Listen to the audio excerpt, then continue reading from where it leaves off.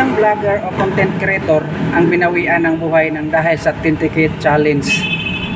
Yung challenge na yun, kailangan kakainin mo yung buto ng manok.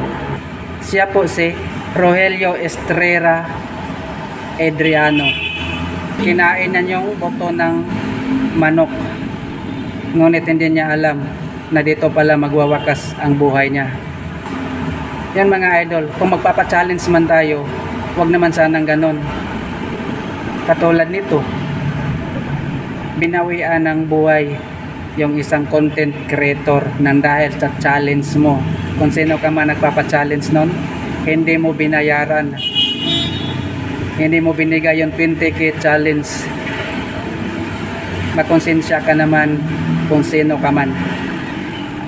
Tinanggap niya yung challenge mo dahil kailangan niya ng pera para sa panganganak ng asawa niya.